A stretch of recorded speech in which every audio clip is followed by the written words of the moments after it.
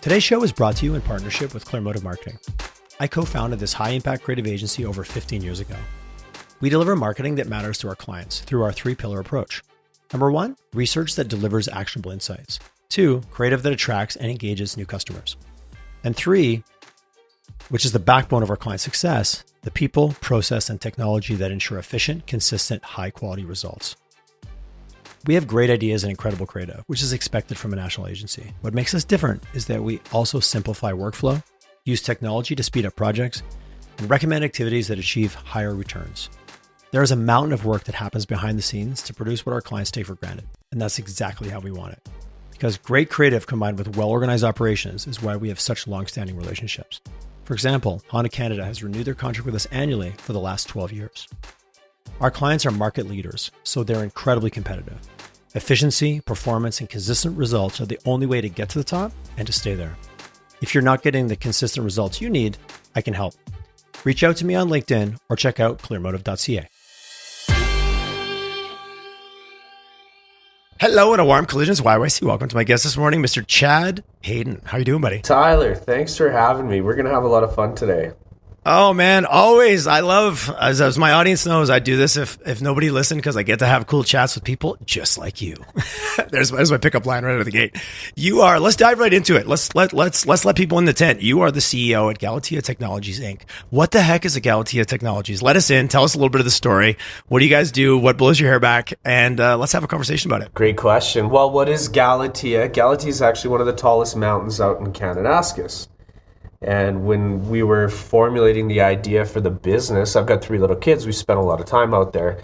Building a business is much like climbing a mountain, not for the faint of heart, but when you get to the top, you get this super rewarding view, and it's just such an incredible feeling.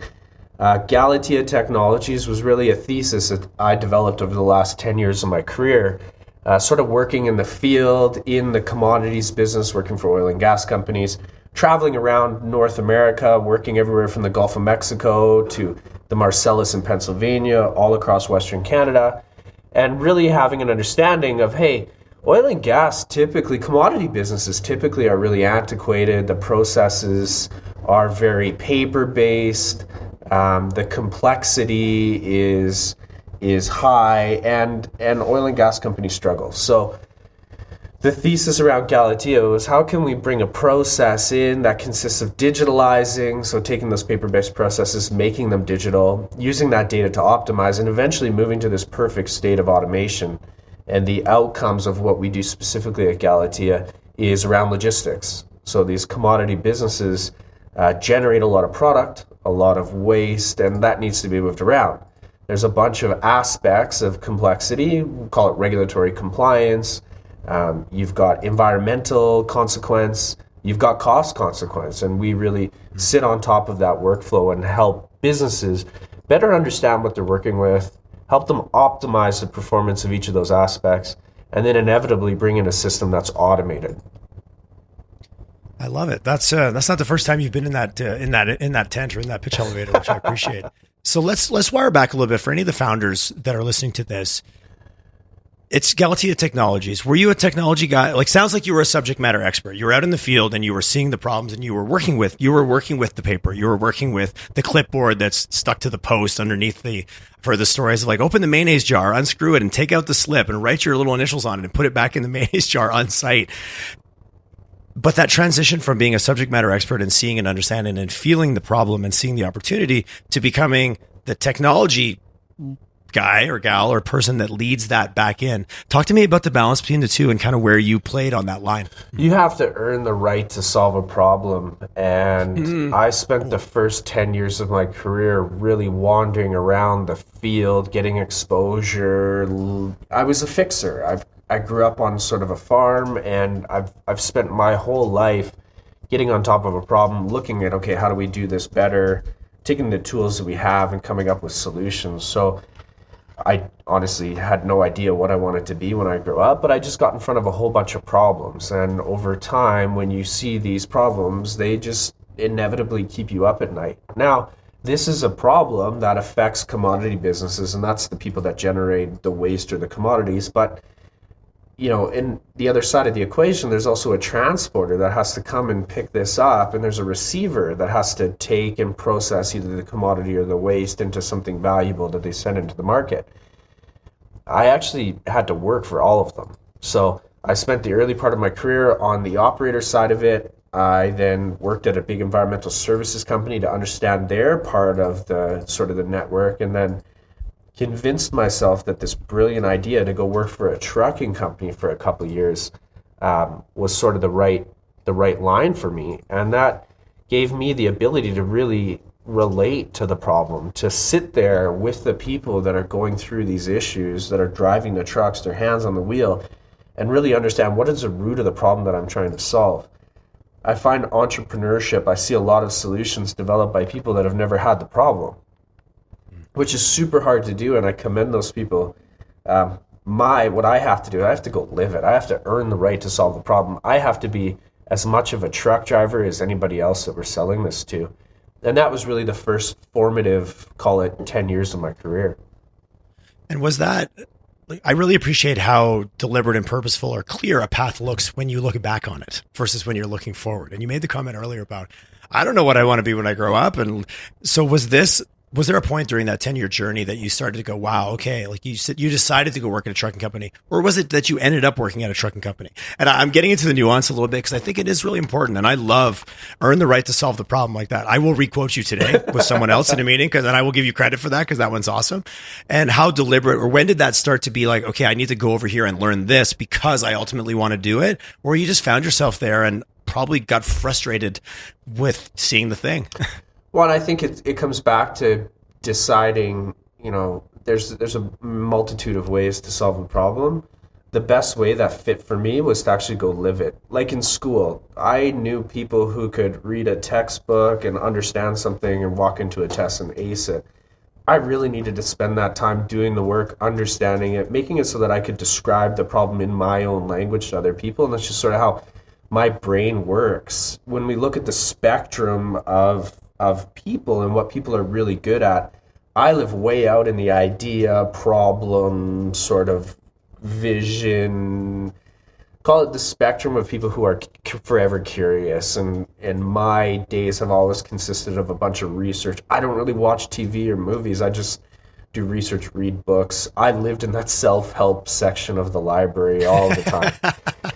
And we probably bumped to each other there and didn't even know each other. Yeah, totally. And that was sort of my ethos, right? And I think the best way for me to really get on top of a problem is to go live it. Now, to do that, you have to take some outsized risks. But if you're just forever curious, you look at those opportunities as a really cool opportunity to live this massive problem. And even honestly, Tyler, today, running a company like Galatea, I have no idea what I'm doing, but I'm figuring it out. You surround yourself with people, you get into the arena, and the first time I ever raised capital, no idea what I was doing. I found a couple of people that had done it and said, hey, give me sort of the goalpost. Tell me what this sort of looks like. And you just get in there and you figure it out. And over time, you evolve your process, you evolve your understanding, you pick little pieces from the people that are around you, and you sort of craft this. And I think craft is a good word, being a craftsman of business. That's really what I look at it. I see a lot of people that go to school, take an MBA. I'm taking an MBA right now. I'm living it as we go through it. And I've surrounded myself with some of the best teachers and coaches in the industry. And, if you can be coachable and you can learn to take their feedback and opinions, it can be incredibly humbling. But at the end of the day, you're sort of evolving your process, your execution. I'm taking the best MBA in the entire world. Really hard program to get into, though. But yet it spits people out all the time. Yeah, totally. So how many, I'm creeping on your LinkedIn. So based on your LinkedIn, you're just shy of 5 years from what LinkedIn tells me. And you're, I think, around 20 people. I think last time you and I chatted, kind of our pre-chat. Yeah, it's been a ride. 5 years ago, it was just me. And over time, you bolt on a bunch of people to really, I don't like the concept of an org chart. I like the concept of an accountability charter. Who's going to do what? The titles, hopefully to the right people, are meaningless. But really bolting on the people to say, hey, let's fill a gap. Let's figure this out. One of the best hires I ever made, crazy story. I needed somebody to help me operate and run the business. And I went out in my infinite wisdom at the time. I tried to find somebody that looked like me, thought like me, dressed like me, conducted business like me, because you always hear that adage of, well, if I could clone you, everything would be great. But I went to a couple of my advisors and board members, and they said, no, stop, do the opposite. Find somebody who loves what you hate and hates what you love. And then working together, you'll just naturally, the mechanics, you'll just stay out of each other's way. So we hired a COO, and what she loves to do is execute, loves operations, loves project management, is incredibly good at it. And that's something that I'm the worst at, absolutely terrible at. And just naturally, you start to fill the gaps of what everybody needs to do. And really, another epiphany I had is I spent so much time operating in the business. As you scale a business, you actually need to get out of the business and start to look at how it runs when you're not there, and really getting those insights to tell me and drive what's sort of next in the future of Galatea. There might be an argument that how it runs when you're not there is the business, is actually the business you do have, right? I'm curious, for anyone listening, the opposite, and find someone who loves what you hate and hates what you love, and that I love that. What process did you go through to ensure that you still aligned from a values perspective? Because I love what you said, and that can still blow up if you don't still align on how you see, navigate, or back to your word about accountability. What process did you go through? Was it gut feel, or did you have something a little bit more structured to make sure that you hate this, I love that, but we align on the things that matter that allow us to work together? Well, and the leaders that I sort of apprentice under are really just characters, and they've got these nuances about them and these really weird idiosyncrasies, and I very much attached to that and tried to weave that into the culture of Galatea. You know, our culture at Galatea is picking and pulling all of the little things that make us unique. So I've got this mindset of what a culture is, and I think a culture is how do we behave and how do we act. And that's not just how do we behave and act while we're at the office, but how do we behave and how do we act when we walk down the street. Now, how do you solidify that? Well, it really needs to become part of everything that you do. The goal of a management team is to reinforce that culture and provide clarity. So one of the things that we did early on was to write a guidebook that talked in depth about who we are, how we act, how do we behave, what do we do, and importantly, what don't we do. I think so many companies have core values and, big words, humble, that's one of our core values. But on the other side of it, I think it's also important to say, how don't we act? What is not okay? What are the type of people that we don't want here? And then if you can start to build and hire on those core values, it makes this place an amazing place to be. And, this whole COVID environment, work from home, really brought in what I think of as this red flag mechanism. We've got a work from wherever, whenever policy here at Galatea, but everybody comes to the office. And if something changes in that core value and just a couple people start working from home more frequently, I use it as a mechanism to go to those people and say, hey, let's do a one-on-one. What's not working? What's not making you feel great about being here? I want it to be a culture where people feel like they're missing out by not coming to the office. We do things like bringing in lunch. When we interview somebody, we bring them in, everybody gets together. We have lunch together with the new candidate. We call it a beer test. Would you cancel your plans on the weekend to go for a beer to learn more about this person? And if the answers are yes, then they'll fit in and this will be a great place to work. But you have to really make hard decisions. You have to hire and fire on those core values to really protect that culture. Here's a personal question. Please answer it as you see fit. So based on that criteria and based on what you just said, which it's easy to talk about it, what's your churn? Like, how has that actually impacted you with those hard decisions of like, we hire and fire and we do it, relentlessly based on protecting our culture and what we know is important. So how has that actually shown up in the real world for you guys? Yeah, when you look at, we've been in business for 5 years, we're at 20 people now. We've probably, gone through between 5 and 10 people, and it's really hard to do. And I think one of the secrets in making these decisions on hiring and firing, whenever you let somebody go, you don't want it to be a surprise to that person. You need to make sure that you're having active conversations and giving feedback to say, hey, this is what we need to be working on. In a company like Galatea, we literally cannot afford to have people who don't fit that mold and who aren't. We call it management by peer pressure. when somebody comes in and they can't keep up to the rest of it, it's really glaring, and it sticks out. Just inevitably it sticks out. And we're trying to figure out what is that mechanism that we can coach people and we can get people up to that same level. And if you bring the right people in, they'll just naturally want to work and figure out what it takes to get there with the rest of us. But we've had to make some really hard decisions, and I think that's okay. There's nothing wrong with that. It's just being mindful that hey, this is a culture that we're trying to build. Another thing about culture is I don't think it's something that's static. That guidebook that I talked about, we're on version 3. We have a Slack channel in our organization where we pick up little nuggets of wisdom, whether that's a podcast somebody listens to, a quote, maybe a line from our client. We feed that into this Slack channel, and then we go rewrite the guidebook once a year, twice a year, whatever it is. And then our culture really starts to pick up these nuances of all the people in the organization, and that's what makes it so unique. Everybody then can start to relate, and they see their own actions, they see their quotes in the guidebook as part of this evolving story. I really appreciate the comment around just how fluid it actually is. Like, no, this is who we are. We wrote our guidebook 2 years ago, and that's just the way it is. Oh. Which is just hopefully that's not the group of humans you're hanging out with, because I reserve the right to be different tomorrow based on what I learned today. Yeah, right? And it's that understanding. We have this core value called HIP, and when we work in an industry like a commodity business, the opposite of that to describe our clients is HIP. And really what we thought of HIP as is somebody that comes in as a thought leader, somebody that's coming in and trying to do things differently on top of technology, somebody that really lives with their eyes wide open and is looking at all of the possible solutions, can think outside the box. Now, HIP is actually hard for some people to relate to, because other people see HIP as something that's related to a brand or related to somebody being fashionable and having expensive clothes and cars. So we really are doing the work right now to figure out, is HIP the right word to describe that? We know what it means underneath, and it's easy for us to describe in a couple sentences. But really, what is that one word, or what is that essence of it that is relatable to a more broad subset of people that could eventually work at Galatea?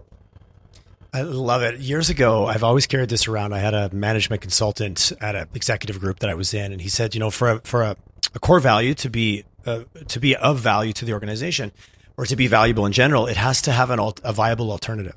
So what I love about HIP is that it has a viable alternative. You could be non-HIP, and that could be perfectly fine for your company, but not for your company.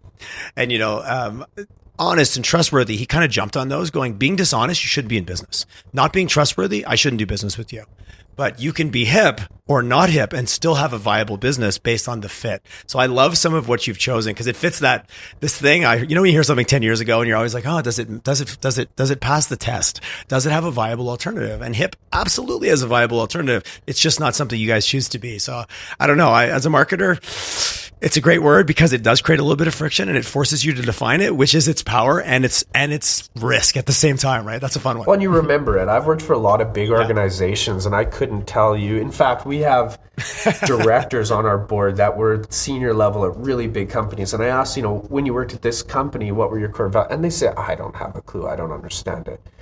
It was on the wall. It was on the wall, exactly. The goal at Galatea is that everybody not only understands it, but they live it, and they try to be more like that. And it's how do you build those mechanisms to encourage, sort of emphasizing, celebrating those core values, making it so that when somebody exhibits an exceptional behavior related to those core values, we celebrate it, and we celebrate it with everybody in our organization. I love what you said right there. Like, when people if you're not able to recognize it, if it's not an observable behavior, then what is it really? It's just some bullshit on the wall. Yeah. Like, hey, I observed you doing the thing. Like, that was a HIP thing based on how we define HIP here. And like, I can see where you can have some fun with that. Talk to me about your customers. You made the comment, like, sometimes your clients are the opposite of HIP, for lack of better. I don't think anyone's going to there's probably some people would take that as a compliment, actually, by telling them, saying that they're the opposite of HIP. Talk to me a little bit about, because you play in a few different spaces. You talked about regulatory, you talked about cost, logistics. How did you, even in the early days, really identify what's our key offering? Who's our group? Who do we want to focus on? Because you sound like you're covering more of a broader problem set that touches different groups and different even parts of a large organization. Talk to me about that journey as you started to narrow in on product market fit, and where do we go all in on? What's second? What comes first? What's our roadmap? Just talk a little bit about how that unfolded for you guys. Well, truthfully, between us, a lot of our Just success is really just timing. When we think about these commodity businesses, we're going through this, I call it a renaissance period, and it's really a period where the mindset of the industry is changing, and that is because of this great crew change. In oil and gas, we talk about crew change. That's when one crew leaves and the next one comes out and sort of picks up where they left off. COVID, think about COVID, a bunch of older people held on to their jobs a little bit longer, and now we're going through this era where a lot of those older generations that typically ran in Excel, and the conversation or the feedback we hear is, Chad, this is the way we've done it for years, this is the way we're going to continue to do it.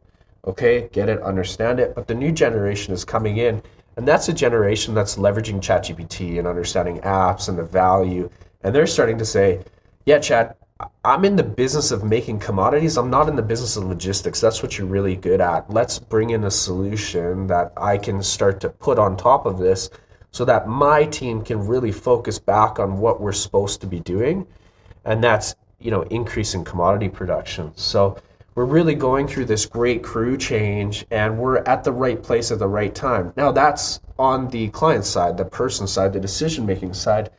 On the regulatory side of it, I call them tailwinds. And when we think about regulatory compliance, commodity businesses, specifically oil and gas businesses, have an entire climate change department. It's called geology. We've been studying historical geology for billions of years. In fact, a lot of the oil and gas wells that we drill in today are in coral reefs, old coral reefs. Western Canada used to be a giant ocean. Crazy to think about. As those oceans evaporated, it deposited, hundreds of feet of salt, which lie in Saskatchewan, and sort of we drill these caverns into these salt beds, which are depositional from an entire ocean evaporating. So we really, really understand this. Now, climate change emissions, fugitive emissions, importantly, that keeps us up in oil and gas at night, and we're working so hard, and there's so much technology going into figuring that out and reducing that. When we look at the tailwinds, I think it's good for society to put more environmental, social, governance policy on oil and gas companies. Or commodity businesses. Well, what does that mean? Well, it means that they're going to have to measure more things, track more things, and the more things that you measure and track, the more it becomes glaringly obvious that we need to fix it. So we've steered our business into these tailwinds. As new regulations evolve, we're there to help these companies solve that. Now, specifically to Alberta, we've had some of the highest environmental and regulatory governance around oil and gas in the entire world. In fact, when other jurisdictions look for model regulatory, they often come to Alberta and say, hey, what are you guys doing? How do you manage this? You're doing such a good job. When you take our oil and gas companies and stack them up on a global stage of ESG performance, we are in the top, all of our producers, and it's incredible. When we build a solution on top of this framework, when new jurisdictions like Texas, the Railroad Commission just rewrote or in the process of writing Rule 8, it's going to bring in a bunch of opportunity for us to walk into these commodity businesses and help them better track and manage the environmental outcomes sort of their business. So we think this framework, on top of a younger generation coming in and adopting solutions, having a need for a solution like ours on top of a regulatory requirement creates this tailwind for us. And we've sort of steered ourselves into the businesses that are going to have more ESG pressure. Does a regulatory change in Texas, does being from Western Canada, like you talked about the superpower, which is, or some of our super skills that I think get downplayed a lot, is how far ahead of the curve we are here in Western Canada, that I don't think gets celebrated nearly enough, but that's another podcast for another day. You walk in as an Alberta-based or a Western Canadian-based company to a Texas company. Do you have an elevated value proposition because of where you're from? Like, is that a known commodity that actually contributes to marketing / the sales of Galatea in Southern Texas, just to be really put a point on it? So just the other day in Oklahoma, there was a massive earthquake, 5 on the Richter scale, associated with oil and gas disposal wells. We're pumping so much fluid into the ground that it's literally causing earthquakes. When your house is shaking, you take that very seriously. Western Canada, I think part of the reason that we are naive to the world is that we live in such abundance. every single time that I come to the office and I turn on the light switch, the light turns on. Every time I turn the tap on, the water comes out. We don't live in a jurisdiction that understands brownouts, that understands, water scarcity, that is going through the challenges. Other jurisdictions, Oklahoma, Texas, New Mexico, even California, look at the rolling brownouts in California. We just live in such abundance in Western Canada, and we're naive. Now, working across the states in my early careers, I remember going to Texas and filling up a glass of water from the tap, and my friends being like, do not drink that. Hard stop, don't do that. And it was crazy to me because Calgary's got the best water in the world, and I was just so used to that. I didn't appreciate, that water, protecting that watershed in a different jurisdiction. So when we think about our solution and we think about where we're going, there's a lot of jurisdictions around the world that are living in much dire times than we are. It's an even better value proposition to help them understand, while we don't reuse a lot of water in Canada, you have to in Oklahoma. If you can reuse that water, you can use it for agriculture. You can use it for all of these other industries to support that. That's an opportunity that we look at in the future and say, hey, is water scarcity going to be a massive problem? Yes, absolutely. And how does our system that we're developing today fit on top of that problem in 10 years? And how do we become somebody that enables a better environmental outcome for everybody? I love that. I love everything you said. It makes me curious, though, if we have such abundance, does that not also allow us to be a little bit sloppy? You think so? Well, you're in Alberta, that -30 Saturday night where we got the Amber Alert and they sent it out and all of our phones went off, and then how much power usage dropped right afterwards. So the argument might be that power that dropped immediately in the next 15 minutes was being wasted in the first place. Of like, if you're not in the room, turn the lights. I feel like I'm sounding like my dad now. If you leave the room, turn the light off behind you. What are you doing? That sense of abundance does create a little bit of waste sometimes. Well, and that's okay. I think the world, when we look at the spectrum, I would rather everybody in the world live in the abundance that we do in Canada. When you think about the global population, there's still a large in the billions of people that go pick up cow shit every day to cook and heat their homes with. Like that, how much of a crazier life would we live where I couldn't be working I don't have the internet, I don't have a computer. You and I would not be having this amazing conversation right now. Right. And I think it's our obligation as Canadians or as people that live in this first world to try to think about ways that we can bring prosperity to everybody, because this abundance that we live in, we're the luckiest people in the entire world to live in Canada, to live in Calgary, where we have, environmental, social, we've got financial rigor, where we have this system in place that keeps us accountable. When we look at, why does Canada have an outsized amount of engineers and environmental people? It's because our commodity businesses have this massive need for it. The craziest part to me was when I would go work overseas or work across the US, I'd always run into Canadians, and we were sort of that Navy SEAL team that would come in, and we were the experts at things. We could get projects off the ground. But it was a constraint because we had such good people in Canada, because we had this regulatory obligation that sat on top and made companies track and better account and better manage the liability and the risk that these businesses would create. So we're really actually lucky to live in this environment. And I think if you can figure out a way to cascade our regulatory framework and obligations, but also not sacrifice prosperity to the rest of the world, that should be the optimization goal. Yeah, there is that narrative of that arrogance that comes from abundance when you look at the world where energy is still scarce at a level that we just don't understand. And when we do things here that are from a pure place of what a privilege you even have to turn the light off, the fact that you even turned on in the first place, back to your point about the switch always works. Well, and I think here's a hot take. As you live in abundance, you start to run out of problems to solve, and you create these designer problems that only the rich people can worry about. If you think about somewhere in the third world where people have to go through adversity, is there an organic food section? Are they going to the grocery store and making decisions on, hey, do I buy this organic spinach, or do I buy, something that we can actually feed our family? Don't get me wrong, I think those are both important things to talk about, but we should be working in Western Canada to export energy to jurisdictions that are still burning coal, bringing them the prosperity that we have. So hopefully one day they can turn on a light switch, they can access the internet, they can increase their well-being, they can have access to healthcare. Why does Canada have such amazing infrastructure, comparatively to the rest of the world? Great schools, great healthcare, great roads. Well, it's because we have the benefit of having commodities and resource businesses that have put a bunch of capital into society to build this underlying infrastructure. We're one of the luckiest jurisdictions in the whole world. Well, literally the ground we live on and share gives us abundance. Totally. And that allows us to build all these businesses. But without that underneath our feet, a lot of those businesses would just evaporate.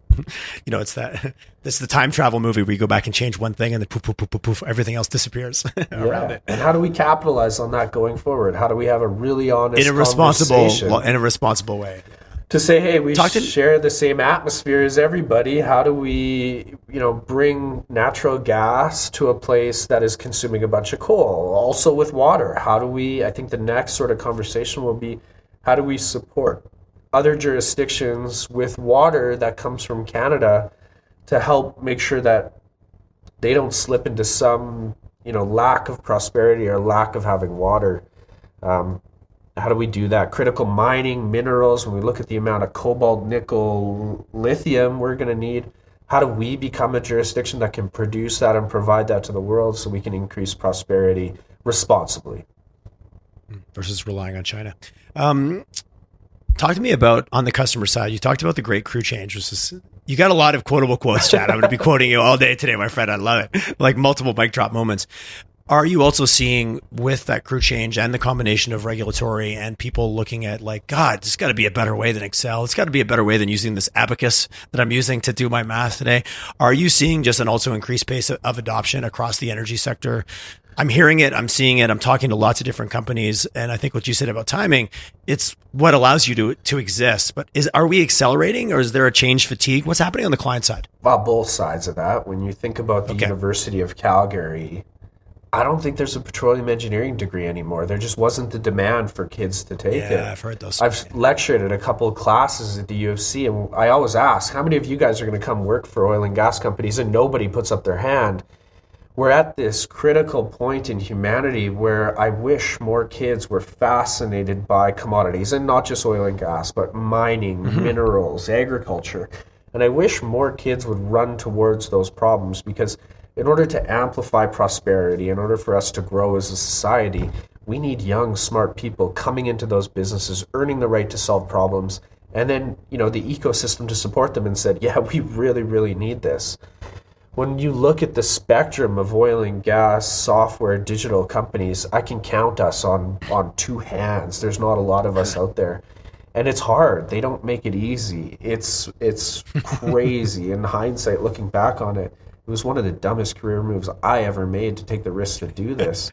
I'm too far in it now. Spoken like the honesty of a true entrepreneur right there. I'm too far in it now to get out of it, and we've committed to this mission, and we love it. Don't get me wrong. I'm all in. I'm all in. I am all in more ways than one.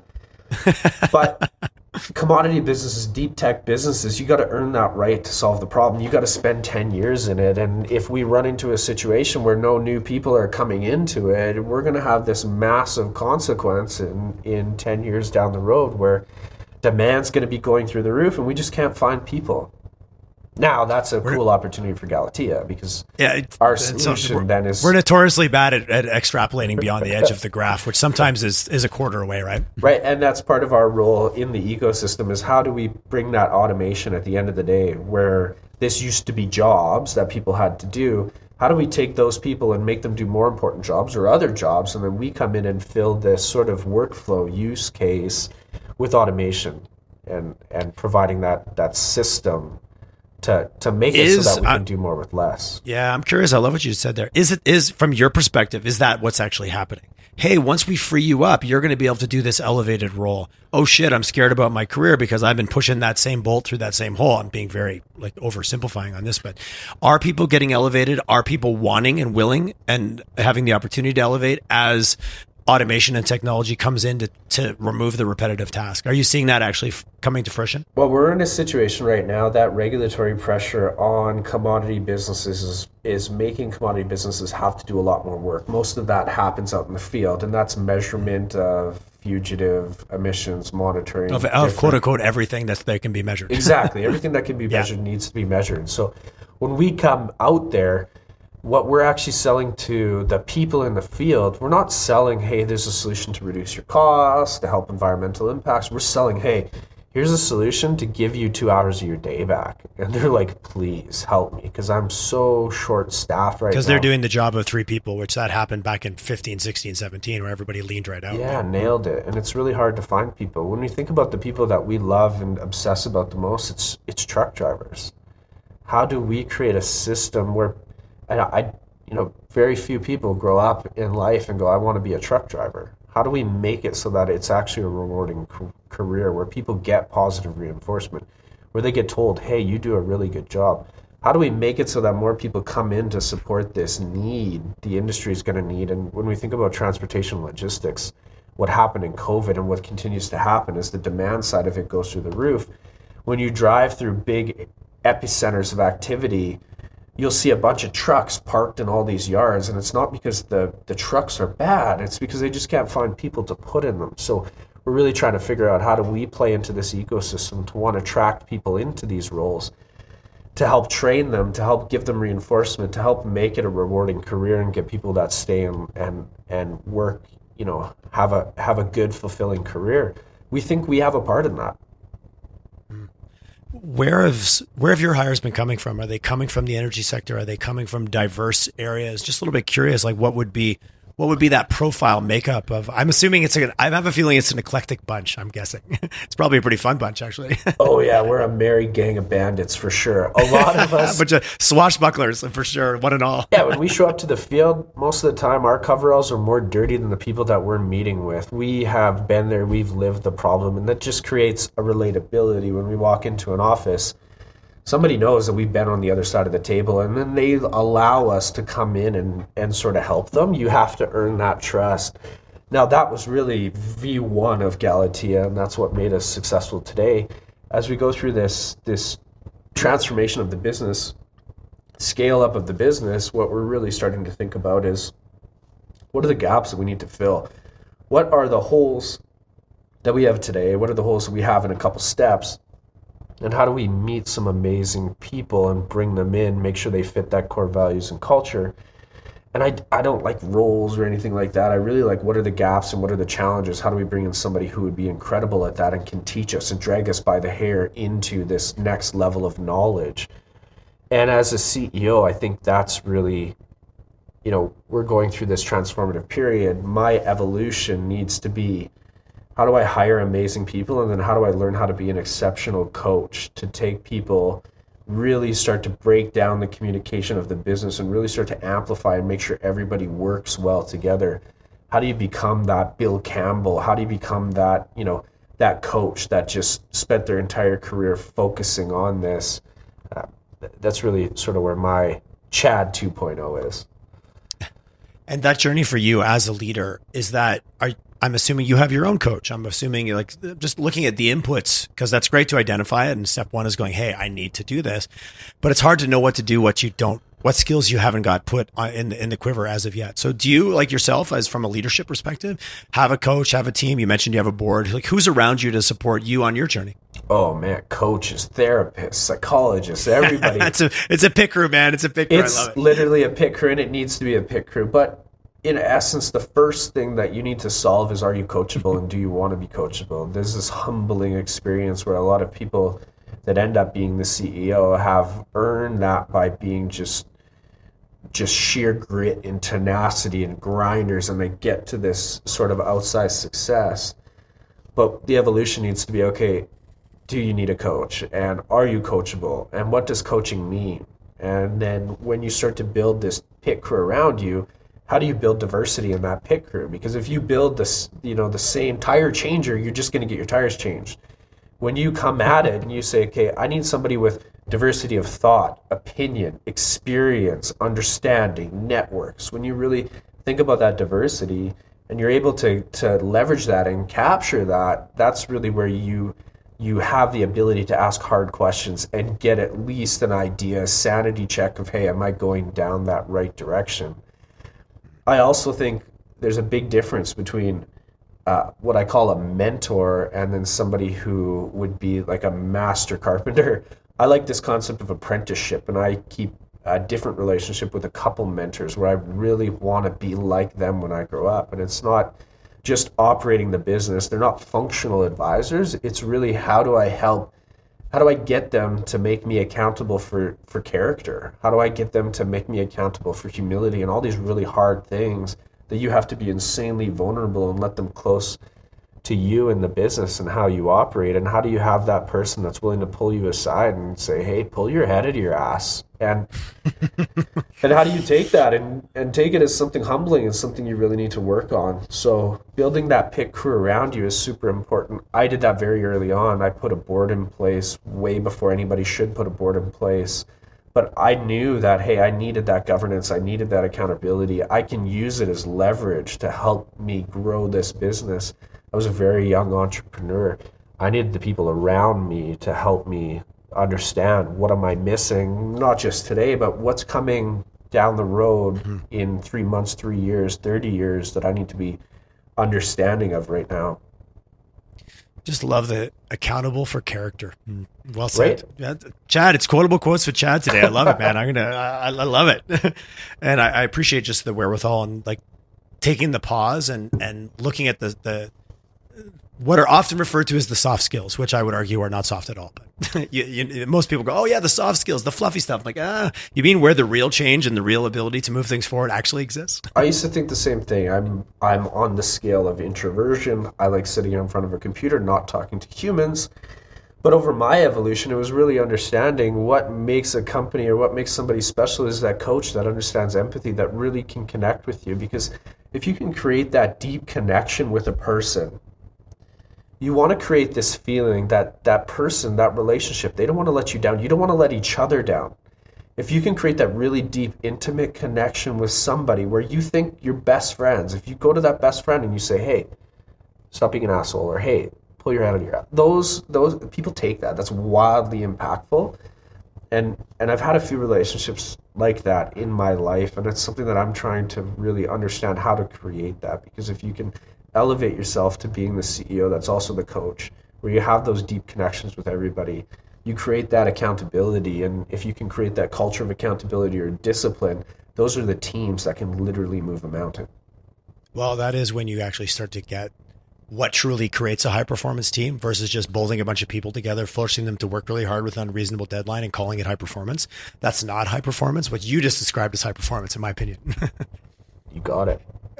We jammed a whole bunch of people together. They're miserable and they hate each other's guts, but they're a high performing team. I'm like, I would argue no. I would argue that's not what that is. Yeah, when you look, that's not who you want to go into battle with. When you look at the case studies, the psychological safety aspect of it, just everybody's willingness to be vulnerable, willing to connect, willing to break down barriers, having that trust with everybody, being able to go into the worst situation possible for a business and be excited about it. Everybody gets in the war room and they're jacked up because they have the opportunity to solve a big problem. If you can find that, then problems in business actually become exciting and people naturally go out and look for these problems and bring them back because it's so rewarding as a team to get through them together. Well, it's a lot easier to fall in love with a problem when you've got someone beside you that has an equal level of enthusiasm. Yeah, totally. This feels like a weird pivot, but I did want to chat a little bit about this is so we just keep going down the field. We'll go crack a beer, we'll start a fire, we'll just keep the fireside chat going. But I'm curious a little bit around the funding model in terms of self-funded versus going out to market. What you've seen in the last couple of years, just getting a little bit of understanding, because I think it's awesome to have all the other things, but sooner or later someone's got to bring some dollar bills to the table, to whether it's customers or whether it's funds from other sources. Well, I'll tell you what you should do and what I did. What you should do is self-fund everything, and you should not raise any money, because then you really control your own destiny. I totally did the opposite. I got very lucky. When you think about funding, what's more important than just dollars to run your business is putting those people beside you that are willing to roll up their sleeves. Now, governance, public governance, has this crazy concept. I think they call it noses in, fingers out, where they want the board to observe but not actually get in and start helping. I want the opposite. I want noses in and fingers in. I want investors, people around me that have a skin in the game, that are willing to lean in. And when I call them and say on a Sunday night and say, hey, what is a balance sheet? They're willing to really lean in and help solve those problems. So when we looked at funding, we've been very lucky. We've worked hard to get some strategic capital in. The people that are around our cap table are the ones that are really helping us, and we wouldn't be here without them today. But those are relationships, just like relationships with mentors or advisors. You have to earn the right to take somebody's capital, and they have to trust that you're going to take that capital and give them an outsized return.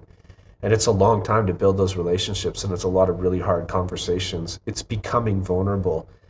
Early on in my fundraising career, I thought it was all about going out, making this grandiose pitch about these optimistic visions. But the more I've realized, it's actually about going into the room saying, hey, this is why it's not working, and here are the risks, and this is what we need. And the right funders will come to the table and say, I can help you with that. If that's the downside case, if we can solve that, and everything else is upside. So that also helps you find those right investors. And were these individual, were these angel investors, were these, like, it sounds like what you're describing is people that you're either connected with, they understood the space, they had some dollars to invest, but this doesn't sound like funds, it doesn't sound like institutions, it sounds like humans. Sort of. We've taken a lot of angel checks, and these people are really functionally help me solve a problem, give me access to your network, help me build this business, stay plugged in.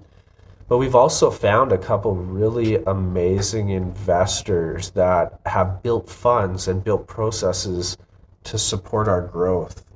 One of our biggest funders is the Natural Gas Innovation Fund. And that's a bunch of commodity businesses that pooled capital to support businesses like us and make sure we're around for a long time to help them solve problems. They've given us unfettered access to their companies. And being able to sit in a room with the COOs and ask them, hey, does your ESG report and performance keep you up at night, has been invaluable. So I really appreciate the value that they bring to the table. Like, a check is one thing, but what I'm hearing is you're looking for much more, and getting it has been part of your success metrics, or your success levers, I should say. Well, and keep in mind too, VCs, a large majority of them were never operators. So you need to understand, when somebody's giving you advice about operating your business that's never operated a business, have they earned the right to solve the problem? The answer is often no. I lean towards operators that are, if somebody's an operator and they're very good at what they do, but they want to evolve into being a coach, a natural transition for them is to actually be a VC, where they can put a check on the line and coach that CEO or that management team to become better, and then you share in the upside and the return. I've just naturally gravitated to those people who are ex-operators. And then when we sit around the boardroom table and I'm asking for advice on strategy about, really nuanced aspect of cybersecurity or insurance or these things, they've been there. They felt what I felt. They've been on my side of the table, and they can give me that response that I gave you earlier. Here's what you should do, and here's what I did, which is not what you should do. And that advice to save those mistakes is incredibly valuable. Well, back to your comment earlier, my CFO says, she goes, show me someone who's built a business, failed a business, sold a business. I'll show you someone with an MBA. That's her. But you started off, I think, with that comment of, like, this is me getting my MBA right here in real time.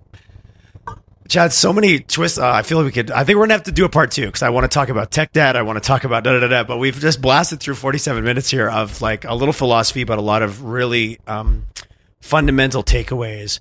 Any lasting or parting words? And I'm openly saying we're going to do a part 2. I hope you'll accept my invitation because I think I really want to get into the nuts and bolts. But I enjoyed today that we kind of cruised through the philosophical side as well as the nuts and bolts of the journey that you guys have been on so far. I guess maybe last question, don't hold me to that. Where do you see things headed in the sector? Like the hollowing out of the energy space, like a lot of people, like the challenge with like not a lot of new grads coming in, the demand for commodities isn't going away, no matter what the rhetoric might want to tell you. What do you see in the next kind of 5 to 10 years? If you look at even just like, we'll just talk about Western Canada, our own backyard right here. Yeah, let's zoom out 100,000 feet. When we think about demand for energy, when we look at how much companies like Galatea and other businesses are using even large language models, when we look at the amount of capital Microsoft and Amazon are putting into data centers, the demand for energy is going to go through the roof, and rightly so. How do we bring ourselves into prosperity?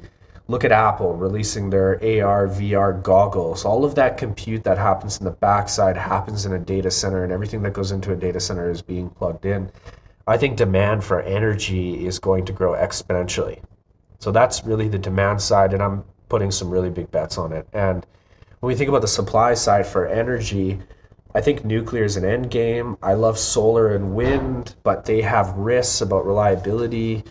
We've got battery storage. That involves a bunch of critical minerals and mining, so there's some complexity there. Let's just be real. We got a lot of hard problems to solve, and it's not an if then or this or that statement. We're going to need all of the energy that we can get from all of the sources. We're going to be firing up coal. If you look at coal consumption over time, it doesn't go down. It really flatlines. So how do we really build an ecosystem of innovators that can come on top of these commodity businesses and mitigate those environmental impacts without reducing the energy prosperity that it provides out to the grid and to humanity? I hope more companies really shake, and young people just come to that awakening that, hey, we need an insane amount of power to power this transition. How do we come in on top of these businesses or commodities or industries that aren't sexy, aren't rocket ships and cars, and really make a fulfilling career helping us provide that energy security and that prosperity that's going to lift everybody into that same abundance that we live in Western Canada. It's one of the most important projects to work on, and I hope people listen to this podcast, reach out to people in the industry and say, hey, where is there a problem that needs to be solved? I love the comment about abundance, and it's not rocket ships or cars, but without it, you won't have rocket ships or cars. There is a foundational side of it. And I love what you said, this narrative of like, well, we need to turn certain sectors off. No, we need to make all sectors better, and we need to improve, and we need to raise the bar. Again, it's the difference between, I guess, some marketing and PR rhetoric versus actual reality. But that's a whole other podcast. If we had infinite energy, the world would be a much different place, and we would just evolve to be this crazy society. We need to figure out how do we get there, because that should be the end game. Everybody just has boundless, limitless, cheap energy, and then we can really transform as a society. Everybody lives this abundant life, and we can figure out, what is our meaning and what's important. While you and I are on a rocket ship to Mars. The poverty dynamic, the global disproportionates of wealth. Like, there's so many things that the rising tide kind of concept. But we're on our way. But there still seems to be a lot of argument that we're arguing about the wrong things sometimes. The pendulum shifts, right? And I think we're going through a shift right now. And at some point, we're on the right side, the wrong side, the middle, and you just have to understand that, and a lot of people have made careers understanding that pendulum shift and playing into the direction that it's going. And at the end of the day, I think, really that demand side for energy, people are going to have to make tough decisions. Are we willing to not use large language models when the value of them are 10x just because of energy security? We'll see what happens, but I'm betting that people will always choose more energy than making sacrifice. Yes, the human side of it. Chad, such a good conversation. Good to get to know you, man, and good to just kind of hang out and have a good old fashioned chat, which I love. Obviously, you're active on LinkedIn. If someone wants to reach out and they're dying to have a chat with you, what's your favorite means of comms? Yeah, get at me on LinkedIn. I'm known for the hot Cool, take man. on LinkedIn. I have a lot of fun on there too. Follow along, jump in. I think it's part of our duty to be part of the conversation about what is energy security, environmental, regulatory, all of those sorts of things. So the more people that are there supporting it, amplifying those important conversations, willing to change perspective, getting in a little bit of discourse or debate, I think that's all things that need to be promoted and supported. Oh, discourse and debate with healthy dialogue. What? That is crazy. You're talking. What? I want to just yell and not listen. Come on. We're trying. I know, man. Chad, it's good chat with you. Thanks for taking the time. Congratulations on the success. And I love the energy that you bring to the city. And that was a little pleasure getting to know you, man. Thank you. Tyler, that was a blast. Let's do it again. It's a date. It's on. We've said it now. It's out there in the world.